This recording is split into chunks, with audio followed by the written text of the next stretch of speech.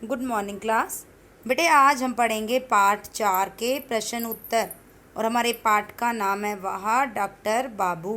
उसके प्रश्न उत्तर करेंगे और अभ्यास। तो हमारा पहला प्रश्न है बेटा, डॉक्टर विशंबर बाबू कहाँ जा रहे थे? कहाँ जा रहे थे वो? सप्तग्राम। शंभू कौन था? शंभू डॉक्टर विशंबर बाबू का नौकर था। डॉक्टर बाबू ने चरावाहे से क्या पूछा? डॉक्टर बाबू ने चरावाहे से पूछा कि सप्तग्राम कितनी दूर है। डाकुओं का मुकाबला किसने किया? डाकुओं का मुकाबला शंभू ने किया। डॉक्टर उसके बाद है बेटा हमारा, शंभू की मुठभेड़ रीछ से कहाँ हुई और उसका क्या परिणाम हुआ? शंभू की मुठभेड़ रीछ से कुंभिरा के जंगल में हुई और मुठभेड़ में शंभू ने लाठी से रीढ़ की हड्डी तोड़ दी। शंभू को घड़ियाल कहाँ और कैसे मिला? स्वर्णगंज में खाना पकाने के लिए जब शंभू पद्मा नदी से पानी लेने गया तब उसकी भिड़ंत घड़ियाल से हो गई।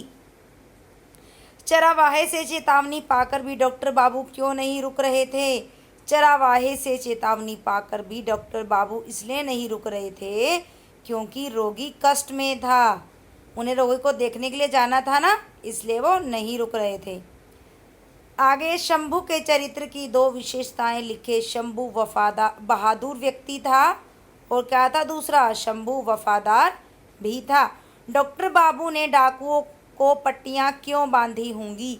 डॉक्टर बाबू ने डाकुओं को पट्टियां अपने कर्तव्य का पालन करते हुए बांधी होंगी क्योंकि जान बचाना और हर मरीज का इलाज करना डॉक्टर का धर्म माना जाता है।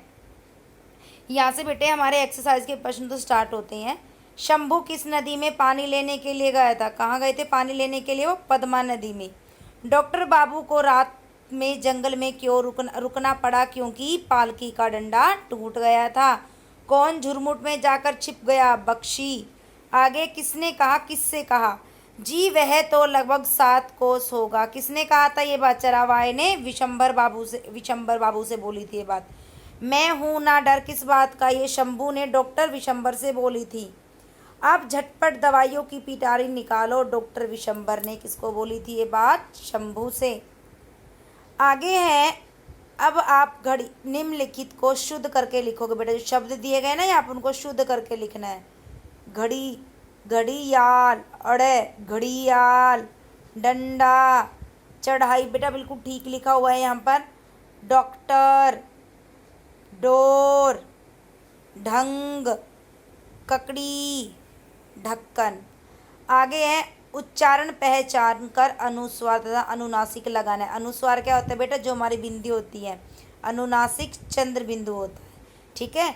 अनुनासिक क्या होता है? जिनको बोलने जब हम इनका उच्चारण करते हैं ना तो हवा हमारे मुख और नाक दोनों से निकलती है, लेकिन अनुस्वार में सिर्फ हमारे हवा नाक से निकलती है, ठीक है। जैसे कि यहाँ पे कंबल, बांध, विशंभर, सिर्फ नाक से आवाज़ आ रही है। वहाँ अब देखो नाक से भी आ रही है और मुंह से भी आ रही है। पहुँच चंद्र बिंदु, शंभू अनुस्वार यानी कि सिंपल बिंदी हमारा। सांझ बंदूक, पाँव कांपना। उसके बाद है, दिए गए वाक्यों में सर्वनाम को रेखांकित करें और इनका प्रयोग जिस संज्ञा के लिए किया गया उन्हें भी लिखना है बेटा। उन्होंने एक मोटा सा कंबल लपेट रखा था। किसके लिए यूज़ हुआ है ये? डॉक्टर बाबू के लिए। उसके हाथ में एक मोटी लाठी है। उसके क्या है बेटा? ये सर्वनाम है, किसी तीसरे व्यक्ति के लिए बात हो रही है ये, तो किसके लिए यूज़ हुआ है? शंभू के लिए। उसके पास बंदूक तो थी नहीं, बस एक लाठी थी, ये भी किसके लिए? शंभू के लिए। वह उसे लेकर रीछ से भिड़ गया। किसके लिए बात हुई है? यह भी शंभू के लिए। उसे छत पर बांध रहे थे कि पालकी का डंडा टूट गया। किसके लिए? दवाई की पिटारी थी जो उसको बांध रहे थे ना, जब भी तो टूटा था वो, ठीक है। और हमारे सर्वनाम क्या होते हैं? जो संज्ञा के स्थान पर प्रयोग किए जाते हैं। आगे है, दिए गए मुहावरों के उचित अर्थ पर ठीक का निशान लगाना बेटा। जोखिम उठाना, जान पर खेलना, बाल बाल बचना, मुश्किल से बचना, हाथ पांव फूलना, अचानक घबरा जाना, सिर पर पांव रखकर भागना, बहुत तेज भागना। आगे बेटा ये यहाँ पर हम इस गद्यांश को पढ़ना है, प्रश्नों के उत्तर देने हैं।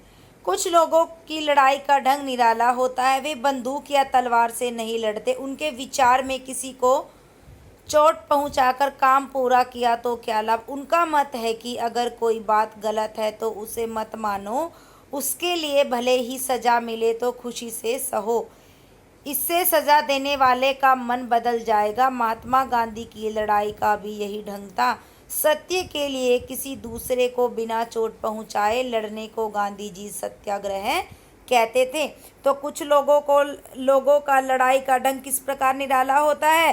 कुछ लोगों की लड़ाई का ढंग इसलिए निराला होता है क्योंकि वो बंदूक या तलवार से नहीं लड़ते। बेटा यहाँ पे या आएगा, गलती से यहाँ पे का हो गया है, ठीक है, क्या आ जाए, क्योंकि वो बंदूक या तलवार से नहीं लड़ते। सजा को कब खुशी से सहना चाहिए। अगर किसी गलत बात को मानने की सजा मिले तो उसे खुशी से सहना चाहिए। गांधी जी के सत्याग्रह का क्या अर्थ था। सत्य के लिए किसी दूसरे को बिना चोट पहुंचाए लड़ने को गांधी जी का सत्याग्रह कहते थे। बेटा क्वेश्चन आंसर नोटबुक में करने हैं, शब्दार्थ मैम ने आपको पहले करा दिए हैं चैप्टर के साथ, एक्सरसाइज बुक में फिल करनी है। Okay, bye class.